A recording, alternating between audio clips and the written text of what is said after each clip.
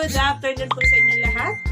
This is Carl's Movie Time. So for today's video guys, ang pag-uusapan naman po natin ngayon yung mga hindi dapat gawin habang tayo ay naka-solo live sa ating Pupo apps. Ayan. Lalo sa mga bago dyan guys sa ating sa Pupo apps, ito pong video na to ay para po sa inyo. Kasi marami pong mga newbies sa Pupo apps na hindi po sila mahilig siguro magbasa ng mga rules and regulation po sa Pupo. Ayan.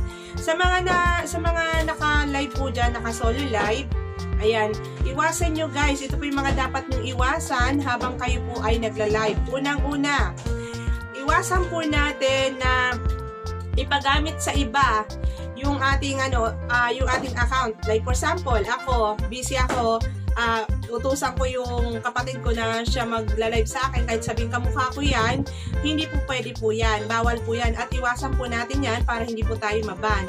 So kung sino lang po naka-authentication po doon na, for example, yung naka-authentication na face doon, dapat yun po ang magla-live. Hindi po kapatid mo, kahit sabihin kamukha mo yan, bawal po yan. Pangalawa po, ang iwasan nyo guys, kung mahina ang connection nyo, diba, minsan po talaga may time po na mahina yung connection natin, iwasan po nyo mag-live, lalo sa mga bago po dyan, kasi masasayang lang po, lalo sa mga newbies po natin. Sa mga newbies po kasi guys, meron po yan na may special offer po si Pupo sa mga newbies. Once na naka 2 hours ka, 2 hours na live or per hour po kasi niyan is 10,000. 10,000 points po ang makukuha po nila. So kung makaka 2 hours ka, meron po yan 20,000 points sa mga bago. Pero once na, for example, nag-live sila na hindi maganda yung connection nila, maaari po sila magkaroon ng violation. Once na magkaroon po sila ng violation po, ay mababawasan po yan. For example, yung kasi isa kong invite guys, nagkaroon siya ng violation. Ang nangyari po, imbis na 10,000, nagiging 1,000 na lang yung na-receive niya. Ayan. So, iwasan po natin kasi sayang naman. Diba? 10,000. Bababa tayo sa 1,000. So, yun. Pangalawa po guys, ayan, bawal din po ang may bata. Bawal po yan. Sa solo live guys, bawal po may bata. Yung mga minor po dyan, iwasan po natin na isama sila sa live natin. Ayan, iwasan po natin yan kasi bawal po yan. Kasi kung yun nga, tulad ng sabi ko, kung sino lang po yung naka-authenticate na mukha po dyan, dapat siya lang po yung nagla-live. Ilan na ba? Pang-ilan na ba? Ayan, hindi ko na siguro basta may mga bawal na lang, hindi ko na kung ilang pang-ilan. Iwasan din po natin guys na paalis-alis. Ayan. Sa mga po dyan, sa mga bago po dyan, di ba, yung iba kasi, once na nag-live na, pwede na silang umalis. Bawal po yan. Huwag po kayo paalis-alis guys once na naka-solo live po kayo kasi bawal po yan. Kasi may umiikot po na admin ng Pupo po. Ayan, baka mamaya kayo dyan, makita nila na nagda-live kayo pero wala naman. Di ba, lang. Bawal po yan guys ha. Yung iba po, ginagawa po nila, yung kanilang camera lang nakaharap sa or sa teddy bear, bawal din po yan. So, yun po. Ilan na ba? Basta yun. Then, next po, bawal po kay Pupo ay nakahiga. Wala pong nagla-live na nakahiga, bawal po yan. Kasi, dito kasi guys sa Pupo apps, parang lang din yan parang trabaho po. Diba? Sino ba naman na wala pong nagtatrabaho na nakahiga? Kaya, dito po kasi guys sa Pupo po, binabayaran tayo. Para tayo mga empleyado na binabayaran ni Pupo. So, bawal guys na nakahiga. At iwasan nyo din po yung natutulog sa habang nagla-live. Kasi may nakikita din po ako ng ganyan na nakaka-idlip na sila habang nagla-live. Iwasan nyo yan guys kasi baka magkaroon kayo ng violation. Ayan. At mas mahirap po pag kayo talaga ang pag na-terminate na or maban talaga kayo, mawala na talaga yung yung account nyo.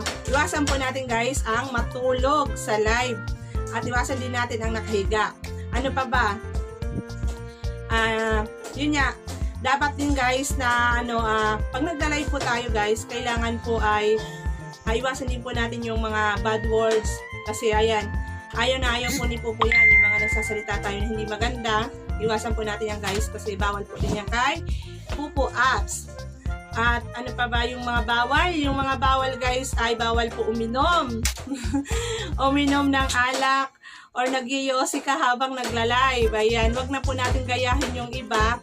Tapos, yun nga, may nakikita tayo na nagla-live na halos kita na yung luwas na yung, alam nyo na, iwasan nyo din yan guys kasi sa ibang bansa po, pwede po siguro yan kasi iba po yung admin, nila doon. Yun nga, yung mga admin doon na iba din po. Kumpara po dito sa Pinas. Sa Pinas po kasi medyo sensitive pa yung mga admin natin dito sa Popo apps. Ay iwasan din po natin. Maging presentable po tayo kapag nagla-live. At yun nga, iwasan din po natin ang nagla-live na madilim. Kasi ayaw po ni Popo niya na nagla-live kayo na madilim. Maganda po yung maliwanag. At syempre kahit naman saan po yan na apps, di ba? Pag once na nagla-live kayo, mas maganda po talaga na maliwanag para makita naman yung kagandahan natin. Ay, yun. Yun lang po yung siguro yung ko. May isa-suggest ko dyan, yung mga bawal. Ayan, sa mga baguhan po dyan, mas maganda po siguro bago kayo mag-live. Mas maganda po ay magbasa-basa po tayo ng mga regulation po, yung mga bawal at hindi pwedeng gawin. Ayan, dapat magbasa-basa po tayo kasi meron naman po yan nakalagay dyan na rules and regulation po. Ayan, lalo sa mga bago. Ano pa ba? Ayan guys, sa mga po dyan, sa mga wala pang Popo apps, ayan, may isasuggest ko ito sa inyo guys kasi si Popo apps ay legit na po ito guys, legit na apps. Talagang kikita ka po dito, basta masipag ka, matyaga ka dyan sa kikita ka. Mas pa nga ito kung tutusin guys, mas mabilis pang sumahod dito kumpara sa ibang apps. Alam niyo na kung saan po yun. Mas mabilis po kumita dito. Kaya nga po ng 3 araw lang, pwede ka nang kumita. Depende po yan. Kaya kung kayo po ay wala pang apps dyan, ng Popo apps, at gusto niyo namang kumita, pwede po ito guys sa mga nanay na nasa bahay lang, mga estudyante, basta mga 18 years old pataas na po, pwede po yan.